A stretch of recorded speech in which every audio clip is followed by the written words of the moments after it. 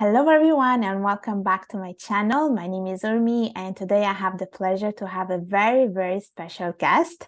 I was actually invited to his channel to talk about my experience in learning French, and today he will be in my channel to talk about his experience in learning languages. So to tell a little bit about himself, he is actually a professor. He teaches French.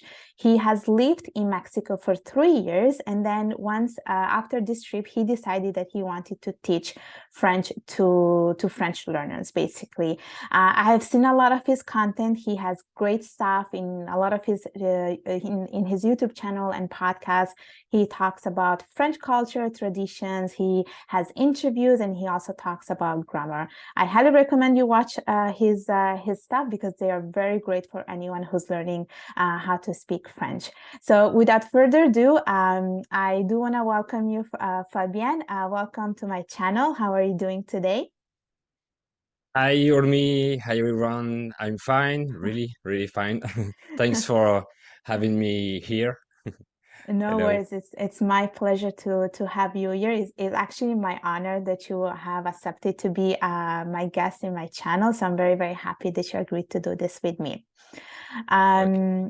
So I do want to start off by asking you like a little bit about yourself. I know that you're a professor, and I know that you have a podcast called French avec Fluidité. You also have your website. You have a bunch of things. So tell us a little bit about all of this. Yeah, as you said, I have a bunch of things. I do a bunch of things. Um, So yeah, I just wanted to teach French, to share with French students French culture and everything that I can share about my country, about French people, about art, history, and so on. I just created the contents I like to consume when I learn languages, actually. So I'm trying to create all kind of contents about all kind of topics. Um, in a way that students can enjoy learning, they can learn without without the content to be so complicated. So I'm trying to create all this universe of immersion, so Mhm. that the learners can be immersed in French, and they can learn with interesting content, compelling content. That's what I do, and I have, yeah, my YouTube channel, my podcast, my website, and so on. Yeah. Yeah, I do agree that a lot of the content that you have created, they are basically based on like making the whole experience as if you're like immersing into the culture, because I feel like you touch upon different things. There is the listening side, there is the speaking side, because I think you have a VIP club where I think members can join and speak to each other. And then there is that side where you are actually learning about the culture and tradition. And I watch a lot of your content where you talk a lot about France and things like, I don't know, what's the weather in France, or how it's fall in France. So I really like that because I feel like you give us that experience that anyone can have even without being in that country. So I really like that about the stuff that you have online. Thanks a lot. um, yes, and I know that you have also a podcast, which I really enjoy. So tell us a little bit about your podcast and what do you focus on, where it's available for people if they want to listen to episodes. Well, it's available on every podcast platform, so Spotify, Deezer. Deezer is a French version of Spotify. Um, Amazon Music, Apple Podcast, and so on. So it's available everywhere, and there are, I would say, episodes where I talk about, as you said, all those topics. And I have also dialogues, for example, one with you actually, and I have all kind of contents and. Um, I created all this universe, as you can say, because when I was browsing, it's weird because when I learn, for example, English or Italian, I can find easily podcasts about Italian culture. They all talk about pizza and pasta, but but I can find easily all kind of podcasts by teachers about culture. But um, I, I couldn't find a lot about French culture, and I was just surprised that I couldn't find any podcasts or almost any about French culture. They all talk about grammar and expressions. So I couldn't find the same kind of podcasts I listen to when I learn my languages. So that's why I wanted to create this kind of Mm-hmm. universe. And not just speaking about grammar and Mm-hmm. expressions and top five errors, for example. So I give as well tips for learner, but not that much. And I also explain a bit of expression when I talk in my content. I explain a little bit why I used this word, for example, or why I used just one word of slang. But I focused about just explaining things, telling stories, and so people can learn through my stories and my own stories as well, because sometimes I share um, a bit of my own universe, my personal stories, what I did last weekend, for example, just simple things about a bit of everything. Mm-hmm, mm-hmm.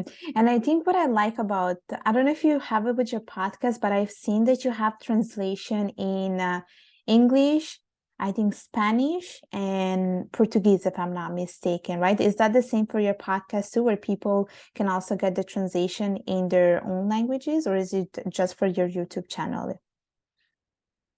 So for every content, I offer the French transcript for free Mm-hmm. on my website. So in each one of my episodes, people can find in description, they can find the link to my website, to the transcript for free. And then for my VIP members, I have bilingual transcripts, French, German, French, English, French, Spanish, and French, Portuguese, for example. Yeah. Wow, that's amazing. And so you talked about the VIP members. So can you tell us a little bit about how can people become VIP members? How does it work? What can they expect by joining the VIP club? Sure. I have a Patreon page where people can subscribe to my VIP club, and we have a big community of 300 members now, 300 learners, and we have a Telegram private group. Where they talk between each other. Obviously, I talk with them. uh, we talk with students, and we share a lot of content. We do quizzes, we share videos, articles, so a lot of things. And we have some activities, group activities like video calls, for example, where I do quiz or games with us. We talk about everything. Oh, okay, what did you do last week? Oh, okay, we just talk in a group, and I correct them, so I help them to learn and to practice their French, conversational French. So it's the main purpose is to practice French oral, French conversation in this VIP club. Mm-hmm. Mm-hmm. And how often do you have this conversation, meetings or calls? Um, two, twice a week, But actually. I have one just after our oh. recording now. And for example, um, lately I have two of them. For example, one on Wednesday, one on Friday. And the Fridays one, we just talk, we just practice French. And the Wednesday one, I gave a lesson about a grammar topic, for example. So we have two video calls per week. Okay, got it. Got it. And since you are a professor, I do want to ask you, like, can you see like any particular challenges that your students face? And if so, like what kind of advice would you give to people? Because learning French is not that easy. There's always so many exceptions in everything, in all the rules. There are a lot of exceptions. Like what advice would you give to people that are learning how to speak French, that are having difficulty like mastering and speaking fluently? Okay.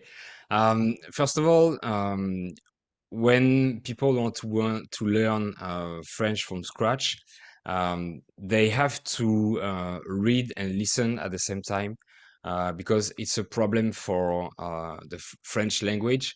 It's a bit like in English, because the French writing, French spelling is not the same than the uh, yeah, oral French. Okay, Mm-hmm. the talking.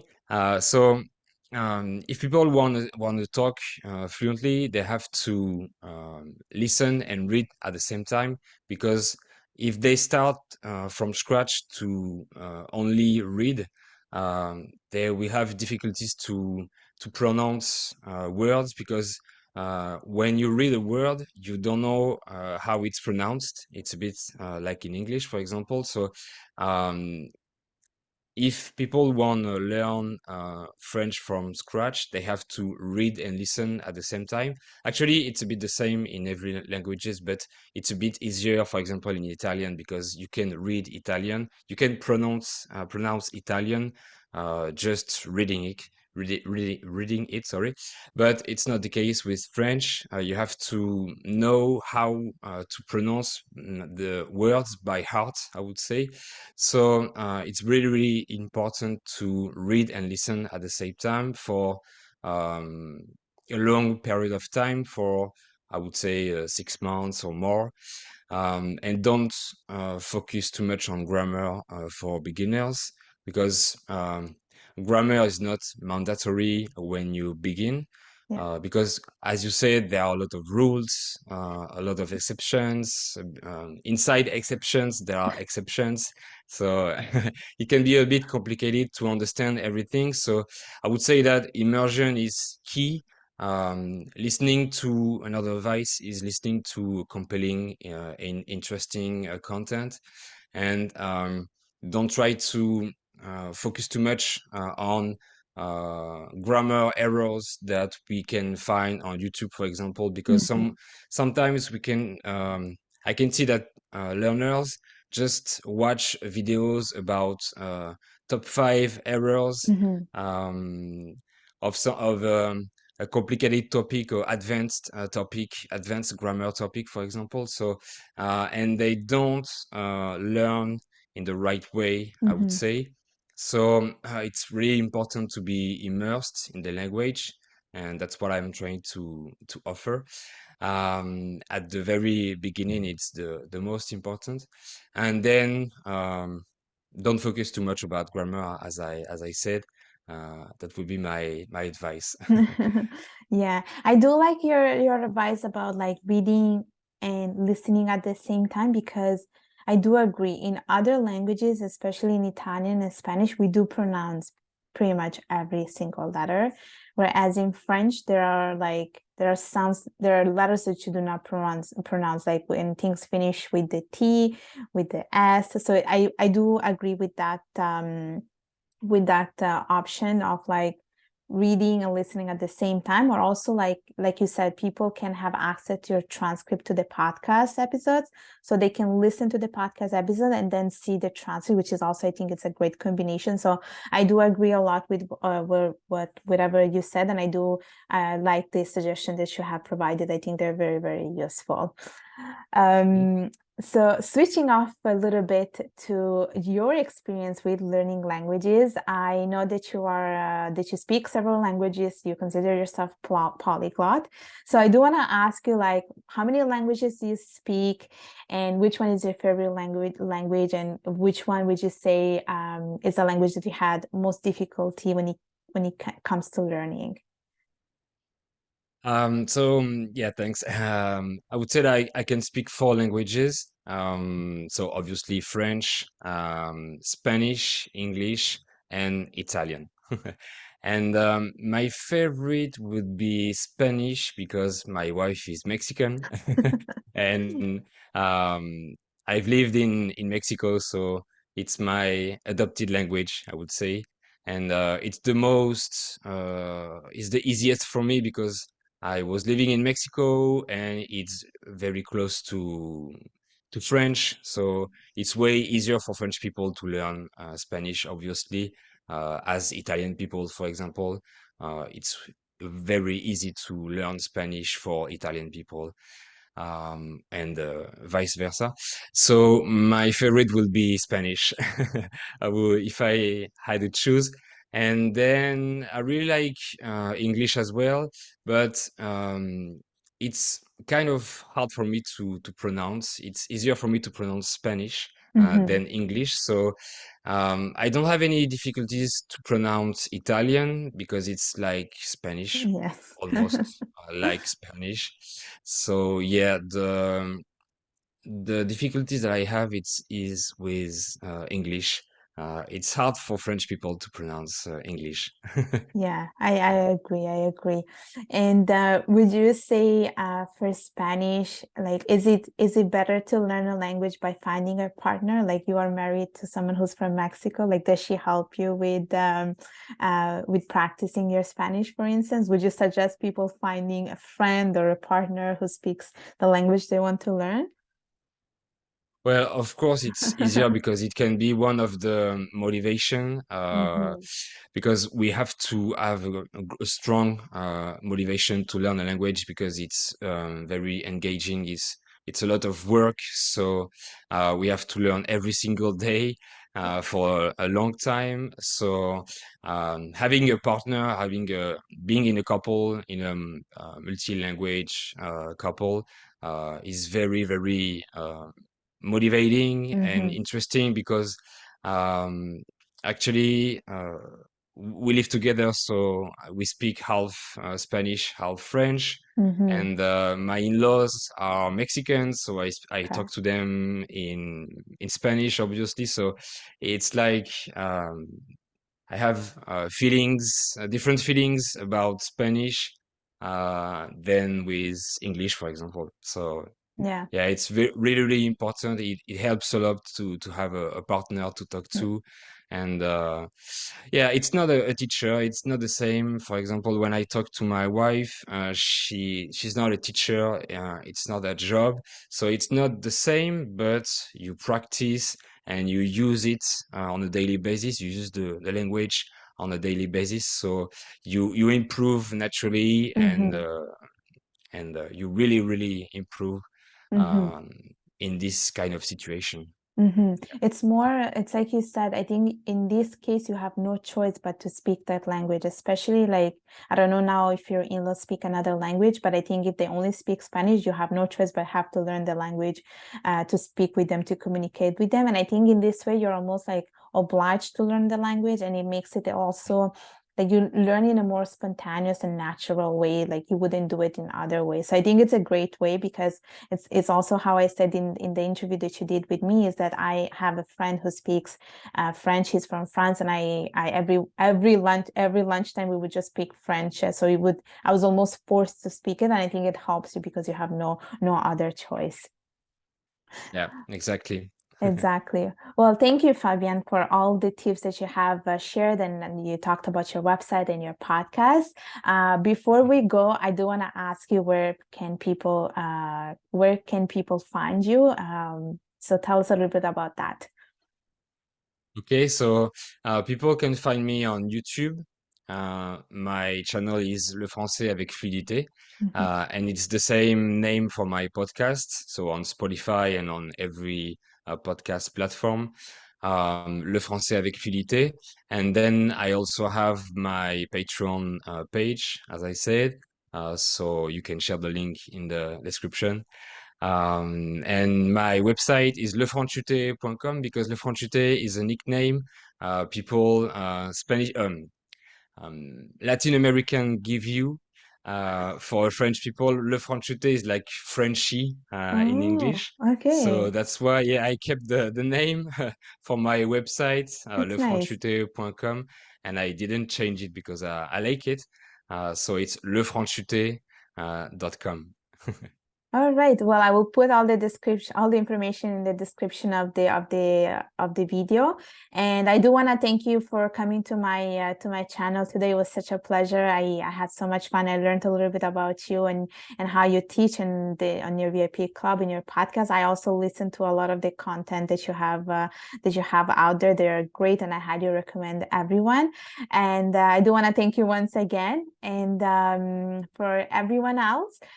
This is the end of our interview. Make sure to like, subscribe, comment, share, and make sure to follow Fabien in all the social media links that he will be providing me. And I will see you all next time. Bye bye. Thanks a lot for having me. Bye bye. Bye bye.